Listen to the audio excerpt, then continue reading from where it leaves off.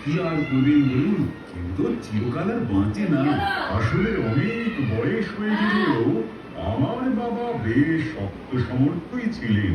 হঠাৎ কি যে হলো, দুদিনের জ্বরেই সব শেষ।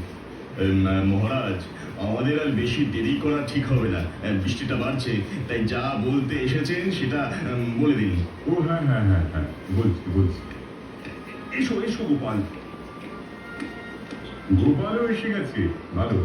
হ্যাঁ, আপনি আসাতে আমি ওকে খবর পাঠিয়েছিলাম। আসলে মহারাজ কৃষ্ণচন্দ্র, কদিন বাদেই তো বাবার শ্রাদ্ধের অনুষ্ঠান, তাই আমি তোমার দ্বারস্থ হয়েছি। ওই দিন আমার বাড়ি এসে আমাকে পিতৃদায় থেকে মুক্ত করতে হবে তোমায়। হ্যাঁ হ্যাঁ, যাবো বই কি, নিশ্চয়ই যাবো। যা লাগাতার বর্ষা চলছে, ওসব কোনো কথা শুনবো না আমি, তোমাকে আসতেই হবে।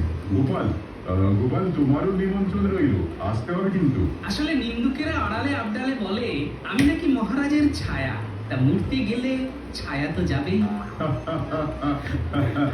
বেড়ে বলেছ তো গোপাল, তাহলে ওই কথাই রইল। আগামী বুধবার শ্রাদ্ধ, ওই দিন তোমরা আসছো, কেমন? কি মন্ত্রী, তুমি এমন ঠিক করে হাসছো কেন? বারে, আসবো না? এতদিন রাজা কৃষ্ণচন্দ্রের পাগড়ি ঢাকা মাথায় আমরা দেখে এসেছি।